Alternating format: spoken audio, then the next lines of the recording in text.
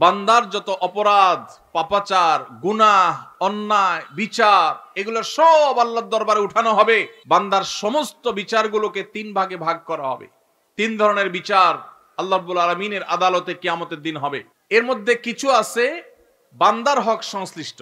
কারোর আইল ঠেলেছেন, কারোর লাউটা চুরি করে নিয়ে আসছেন, কারোর জমিটা চান্সে সুযোগ পেয়ে মেরে নিছেন, নিজের নামে করে নিছেন। তারা কেউ দেশে থাকে না, থাকে বিদেশে, এই চান্সে দখল করে নিছেন। আছে না নাই? আছে নাকি তালতলা নাই? এরকম মানুষ আছে। এই যে অন্যের অধিকার নষ্ট, অন্যের সম্পদ দখল করা, ভক্ষণ করা, এটা কি হালাল না হারাম? কেমন হারাম? এটা এমন হারাম, এই কাজটা যদি কেউ করে আর দুনিয়াতে যদি এটা দফা রফা না করে, যারটা খাইছে তারটা তার কাছে ফেরত না দিয়া যায়, তো কিয়ামতের দিন এই রকম অপরাধ যেগুলো করা হয়েছে এইগুলোর বিচার সম্পর্কে আল্লাহ বলবেন, এগুলোর ব্যাপারে আমার কোনো ক্ষমা নাই। এগুলো যারটা সে মেরেছে দুনিয়াতে, এখন আখেরাতে তার সাথে বোঝাপড়া করতে হবে। আর কিয়ামতের দিন বাপ ছেলেকে, ছেলে বাপকে ছাড়বে না, স্বামী স্ত্রী, স্ত্রী স্বামী, কেউ কাউকে ছাড়বে না। আল্লাহ বলেছেন, ইয়াউমা ইয়াফিরুল মারউ মিন আখিহি ওয়া উম্মিহি ওয়া আবিহি ওয়া সাহিবাতিহি ওয়া বানিহি। কিয়ামতের দিন সবাই লিকুল্লি মিনহুম ইয়াউমা ইদিন শানুই ইউগনি। প্রত্যেকটা মানুষ সেদিন যার যার জান বাঁচানোর জন্য পাগল পড়া থাকবে। কেউ কাউকে, বাপ সন্তানকে, সন্তান বাপকে পরিচয় দিতে চাইবে না। ভয়াবহতা কোন পর্যায়ে গেলে এটা হবে সেটা চিন্তা করা যায়। সেই দিন ওই যে দুনিয়াতে যাদের হক মেরেছেন, কেউ বলবে না ঠিক আছে ভাই মেরেছো, ঠিক আছে মাফ করে দিই। বলবে ঠিক আছে তখন মেরেছো, ভালো কথা, এখন আমি তার বিচার চাই। বিচারে কি হবে? আপনার আমল নামা সওয়াব দিয়ে দিবে। ওয়াজ মাহফিলে গেছেন, সওয়াব কামাই করছেন, আরেকজন আইল ঠেলছেন জমির, আরেকজনের ফসল মেরে দিয়েছেন, আরেকজনের পশুটাকে চান্সে আপনি চুরি করে জবাই করে খেয়ে ফেলেছেন, আপনি কোনোভাবে আরেকজনের হক নষ্ট করেছেন, তাহলে সেক্ষেত্রে আরেকজনের গাছেরটা পেড়ে খেয়ে ফেলছেন, কেউ টের পায় নাই। এই সবগুলোর জন্য আপনার ওয়াজ মাহফিল, আপনার নফল নামাজ, আপনার কোরআন তেলাওয়াত, এমনকি আপনার হজ উমরা, আপনার দান সাদাকা, এই সওয়াবটুকু ওই পাওনাদার যারটা দুনিয়াতে মারছেন আল্লাহ তাকে দিবেন, দিয়া এবার খালি হাতে এই লোকটাকে জাহান্নামে নিক্ষেপ করা হবে। ভাইরা আমার, এই জন্য আর যা করেন মানুষের হক মারবেন না। নামাজ বেশি পড়তে পারেন না, শুধু 5 ওয়াক্ত ফরজ পড়েন, সুন্নতে মুআক্কাদা ওয়াজিব পড়েন, আলহামদুলিল্লাহ যথেষ্ট।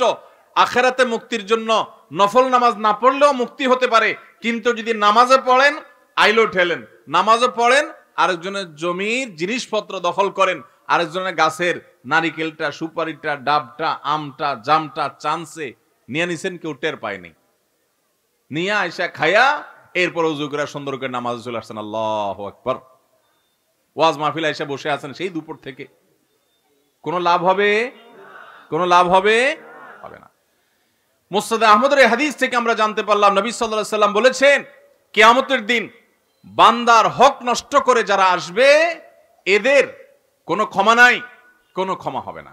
তাহলে 3 ধরনের বিচার হবে। একটা হলো বান্দার হক, এটার কোনো ক্ষমা নেই। আর আরেকটা হলো আল্লাহর হক। আল্লাহর হক কোনটা? নামাজটা পড়ছেন, একটু ভেজাল ছিল, রোজাটা রাখছেন, ভালো করে রাখতে পারেন নাই, কোরআন তেলাওয়াত করছেন, একটু ভুলভাল হয়ে গেছে, এগুলো আল্লাহ চাইলে মাফ করতে পারেন, আর না চাইলে শাস্তি হতে পারে। এটা আল্লাহ তাআলা নিজের হাতে রাখছেন। আর 3 নম্বর মামলা হলো তাওহীদে যদি ভেজাল থাকে, সেই মামলা। কেউ যদি শিরিক করে যায়, তাহলে এইটার ব্যাপারেও এই হাদিসে নবী সাল্লাল্লাহু আলাইহি ওয়াসাল্লাম বলেছেন যে কিয়ামতের ময়দানে আল্লাহ রাব্বুল আলামিন এই মামলা সম্পর্কে বলবেন, বিনা হিসাবে, বিনা শুনানিতে সরাসরি জাহান্নাম। যদি কেউ শিরিক করে, তাওহীদ এর উল্টাটা হলো শিরিক। তাওহীদের উল্টাটা কি ভাই? শিরিক। আল্লাহ তাআলা সব সহ্য করলেও আল্লাহর সঙ্গে শিরিক করাটাকে আল্লাহ সহ্য করেন। আল্লাহ কোরআনে বলেছেন, ইন্নাল্লাহা লা ইয়াগফিরু আন ইউশরাকা বিহি ওয়া ইয়াগফিরু মা দুনা যালিকা লিমান ইয়াশা। আল্লাহর সঙ্গে যদি কেউ শিরিক করে, আল্লাহ এইটা মাফ করবেন না। তবে শিরিক ছাড়াও অন্য কোনো অপরাধ করলে আল্লাহ যাকে ইচ্ছা তাকে মাফ করে দেন।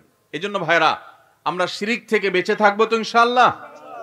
কখনো কোনো অবস্থাতেই আমরা শিরক করব না, তাওহীদ ঠিক রাখবো। নবী করিম সাল্লাল্লাহু আলাইহি সাল্লামকে আল্লাহ তাআলা বলেছেন, হে রাসূল, ওয়ালাকাদ উহিয়া ইলাইকা ওয়া ইলাল লাযিনা মিন ক্বাবলিক, হে রাসূল, আপনার এবং আপনার আগে সমস্ত নবী রাসূলদের কাছে কমন ওহী পাঠানো হয়েছে, লা ইন আশরাকতা লা ইয়াহবাতান্না আমালুক ওয়া লা তাকুনান্না মিনাল খাসিরিন। যদি আপনিও শিরকে লিপ্ত হন, নবী তো কখনো শিরকে লিপ্ত হইতে পারবেন না, হবেন না, তিনি তো মাসুম।